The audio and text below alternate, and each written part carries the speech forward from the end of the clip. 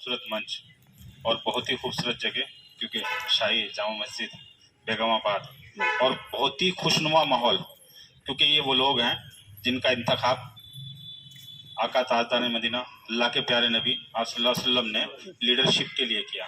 ये वो कौम है। तो आज इस नेताओं की फौज को मेरा दिल से सलाम, अस्सलाम वालेकुम।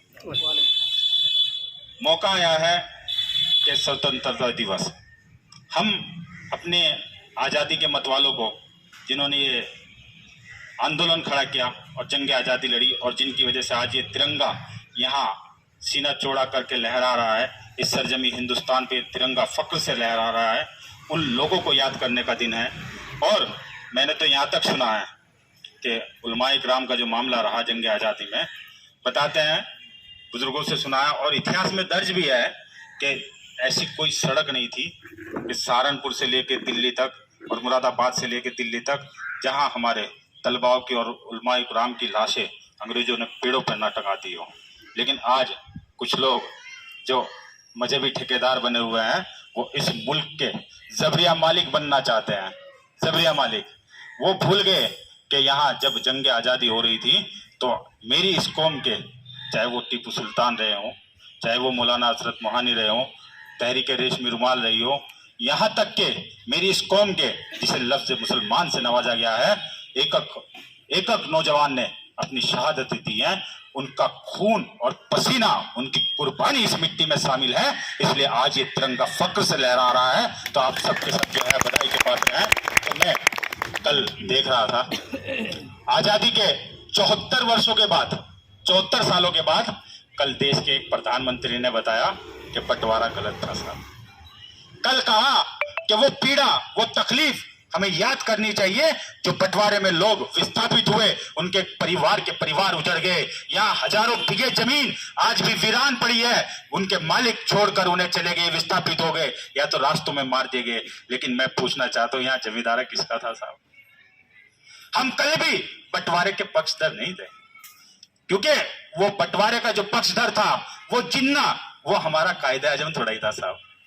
हम तो उसे मानते ही नहीं थे।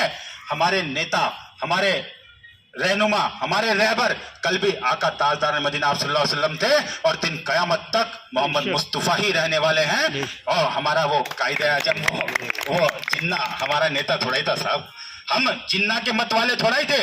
हम कल भी उसके मत का जो बंटवारे की उसने बुनियाद रखी, जो उसने मांग रखी पृथक पाकिस्तान, उस नापाक इरादे का कल भी विरोध करते थे, आज भी विरोध करते हैं और आने वाले कल में भी विरोध करेंगे। और ये जो हिंदुस्तान का मुसलमान है, ये यहाँ बाई चांस नहीं है साहब। ये हिंदुस्तान का मुसलमान ये जिन्ना का मानने वाला मुसलमान नहीं है साहब। ये हिंदुस्तान का मुसलमान ये जो यहाँ है, इसने कल भी ये सौगंध खाई थी कि इस मुल्क की मिट्टी की सौगंध खाते हैं कि इस मुल्क की सरहदों की हिफाजत के लिए जब जब जरूरत पड़ेगी हम अशफाक उल्लाह खां के रूप में अपने प्राणों की आहुति देंगे। जब जब जरूरत पड़ेगी हम वीर अब्दुल हमीद के रूप में खड़े होंगे।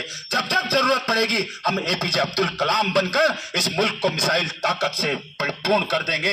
एक ताकतवर हिंदुस्तान जो हमारे आजाद के मतवालों का ख्वाब था, जो हमारे बुजुर्गों का एक पुरअमन पुरसकून हिंदुस्तान जो हमारे बुजुर्गों ने चाहा था, वो पुरसकून, वो अखंड भारत जिसे आप कहते हैं, वो बनाने का काम अगर कोई करेगा तो यही मुसलमान हिंदुस्तान का ये सुन्नी सूफी मत वाला मुसलमान करेगा।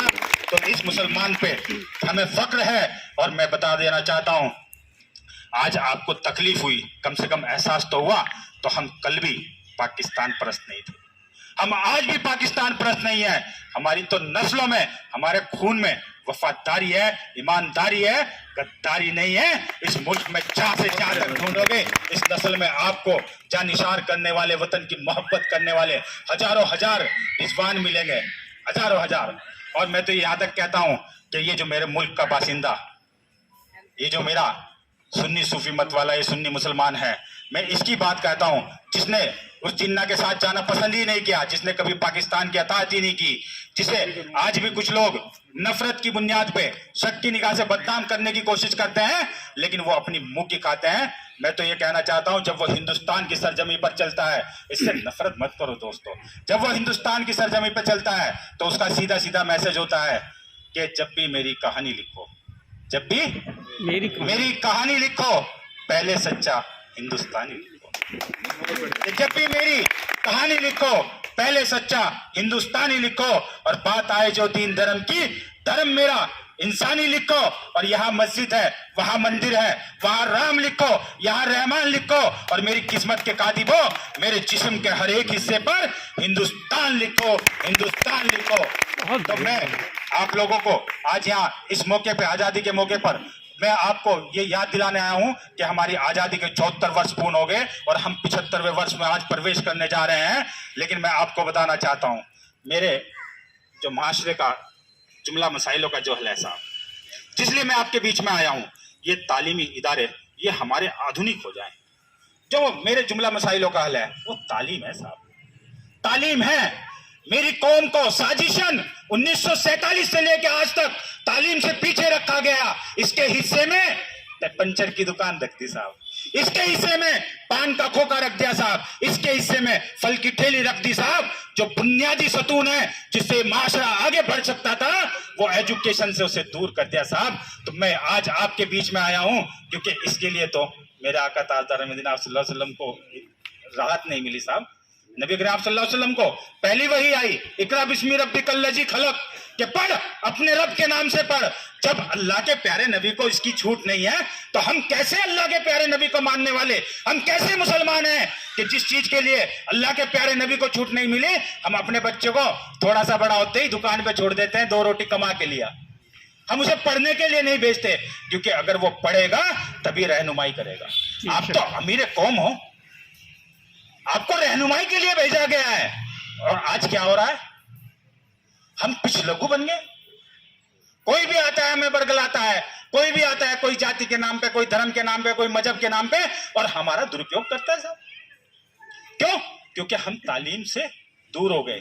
तो आज मैं आप लोगों के बीच में हाथ जोड़ के जो रिक्वेस्ट करने आया हूं, उसे हम एक नारे के साथ कहेंगे कि आधी रोटी खाएंगे लेकिन अपने बच्चों को पढ़ाएंगे। नारा देते हैं, आधी रोटी खाएंगे, आधी रोटी खाएंगे, बच्चों को पढ़ाएंगे, आधी रोटी खाएंगे, बच्चों को पढ़ाएंगे। वादा करते हैं। देखिए, बातचीत बहुत लंबी चौड़ी करने के लिए मैं आप लोगों के बीच में कर सकता हूं, लेकिन ऐसा माहौल नहीं है, और गर्मी का मौसम है और आप लोग बड़े लंबे समय से बैठे हैं।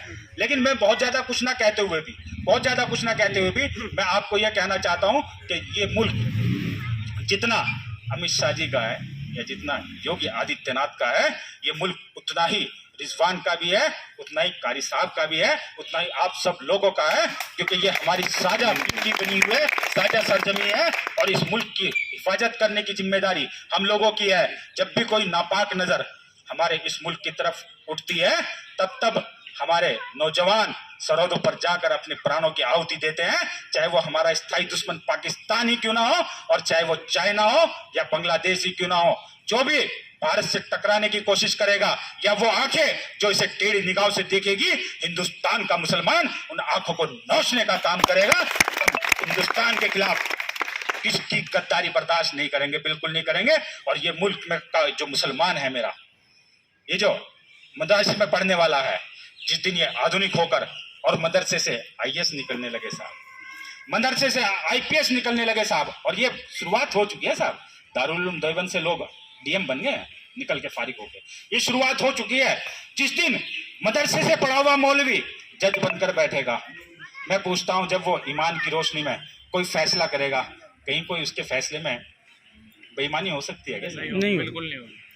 एक मौलवी जब डीएम बन के बैठेगा, कहीं उसके फैसले में कहीं कोई बेईमानी हो सकती है क्या? एक मौलवी और थाने का एसएचओ भी हो, थाने का एसएचओ भी हो, 5 वक्ता नमाजी, जिसके दिल में अल्लाह का, खुदा का खौफ होगा, वो क्या किसी के साथ बेईमानी करेगा क्या?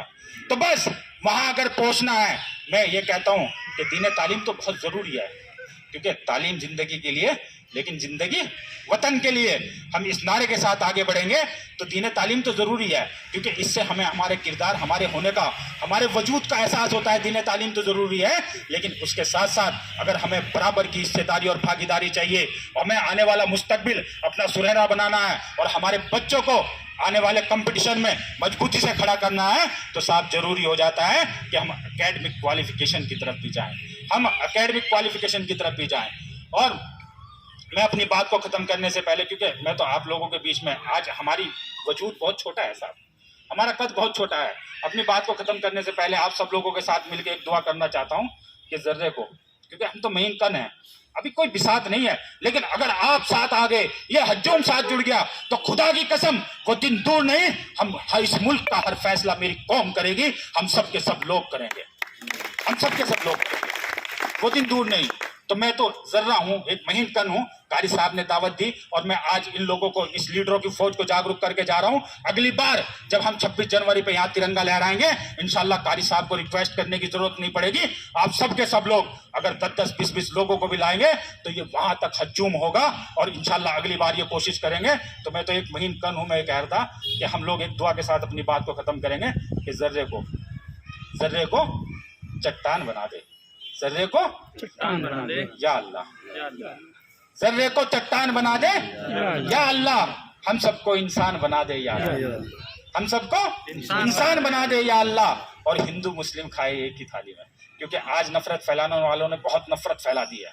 और हिंदू मुस्लिम खाए एक ही थाली में, ऐसा हिंदुस्तान बना दे या अल्लाह, ऐसा हिंदुस्तान बना दे या अल्लाह। अंदाजे में अगर से बहुत खूब नहीं है, शायद कि उतर जाए तेरे दिल में मेरी बात। हिंदुस्तान जिंदाबाद, मादरे वतन हिंदुस्तान जिंदाबाद, हिंदुस्तान जिंदाबाद। जय हिंद, जय भारत, अस्सलाम वालेकुम। वालेकुम। अल्लाह हाफिज़।